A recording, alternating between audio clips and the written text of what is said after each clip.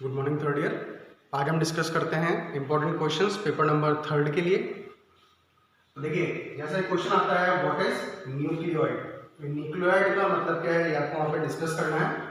तो देखिए, इसके अंदर क्या है, इस शब्द का डिस्क्रिप्शन देने के लिए देखिए, जो न्यूक्लियोइड है पर्टिकुलरली ये बैक्टीरियल सेल के अंदर पाया जाता है या बैक्टीरियल सेल का ये पार्ट है। और यहाँ पर क्या होता है, जो बैक्टीरियल डीएनए होता है ये एक लूप की तरीके से डेवलप हो जाता है या उसकी पैकिंग लूप की तरीके से हो जाती है और इसके चारों तरफ एक कवर की अवेलेबिलिटी होती है, यानी कि एनवलप्ड डीएनए हो जाता है।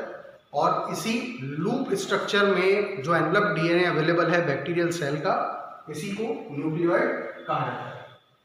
तो ये हो गई डेफिनेशन या डिस्क्रिप्शन न्यूक्लियोइड के बारे में। चलिए अगले क्वेश्चन में हम बात करते हैं कि पीईजी यानी पीईजी शब्द का मतलब क्या है। तो आपको यहाँ डिस्कस करना है। पहले तो पीईजी का फुल फॉर्म यहाँ बताएंगे।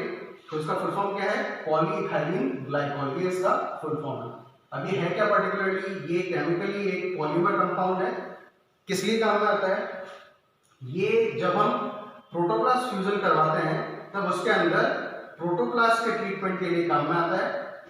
तो प्रोटोप्लास्ट फ्यूजन करवाने के लिए ये प्रोटोप्लास्ट को इजी कर देता है, तो इजीली प्रोटोप्लास्ट का फ्यूजन हो जाता है। चलिए अगले क्वेश्चन हम देखते हैं लाइपोसोम्स क्या हैं। तो देखिए, लाइपोसोम्स बेसिकली क्या है, एक बहुत छोटे छोटे लिपिड से बने हुए मॉलिक्यूल्स होते हैं, या आगे कह सकते हैं बहुत छोटी छोटी ड्रॉप्स होती हैं लिपिड की, जिनके ऊपर कम से कम एक लिपिड बाइलेयर की अवेलेबिलिटी होनी चाहिए। और ये इसलिए काम में आते हैं, जीन ट्रांसफर करने के लिए या फिर ड्रग डिलीवरी सिस्टम में इनका यूज होता है। ड्रग डिलीवरी सिस्टम का मतलब है कि अगर कोई दवाई बहुत माइक्रोस्कोपिक लेवल के ऊपर आपको पहुंचानी है बॉडी के अंदर या कोशिका के अंदर, तो ये काम में दिया जाता है। तो किस लिए काम में आता है, एक तो जीन ट्रांसफर मेथड के लिए काम में आता है और एक ड्रग डिलीवरी सिस्टम में काम में आता है। यहाँ पर क्या होता है, जीन ट्रांसफर मेथड में पर्टिकुलरली डीएनए को ये इन छोटी छोटी लिपिड की ड्रॉप्स के अंदर पैक कर दिया जाता है। और ये लिपिड की जो छोटी छोटी ड्रॉप्स हैं जिनके अंदर ये डीएनए पैक हो चुका है, अब ये लिपिड ड्रॉप्स क्या करती हैं, प्रोटोप्लास्ट के साथ में जाके कंबाइन हो जाती हैं और प्रोटोप्लास्ट के अंदर जाके उस डीएनए के साथ में उसके प्रोटोप्लास्ट के डीएनए के साथ में इनके अंदर जो डीएनए है उसको एडअप कर देती है। चलिए अगले क्वेश्चन में हम बात करते हैं कि कौन सा विटामिन है जो कि गोल्डन राइस के अंदर पाया जाता है। तो इसका आंसर है विटामिन ए। चलिए अगले पॉइंट में हम देखें अगला क्वेश्चन, आर्टिफिशियल सीड क्या है। तो देखिए, आर्टिफिशियल सीड जो ये कंसेप्ट है, ये एक साइंटिस्ट ने दिया था जिनका नाम है क्या, टी मोरेशकी, और कब दिया था, ईयर 1977 में।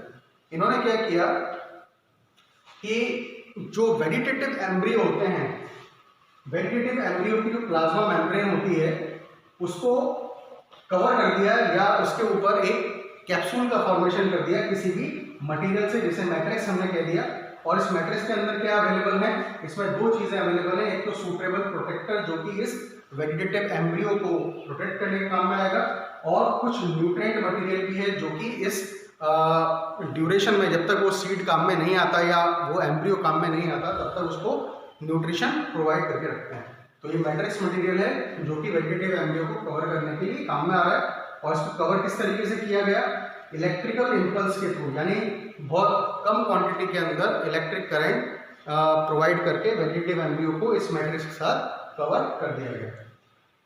इस मटेरियल को वेजिटेटिव जो आर्टिफिशियल सीड्स हैं, इन्हें पोस्ट कैप्सुलेटेड सीड्स भी कहा जाता है। तो ये कुछ इंपॉर्टेंट क्वेश्चंस हुए पेपर नंबर 3 के बारे में। नेक्स्ट क्लास में हम कुछ और डिस्कशन करेंगे। Thank you.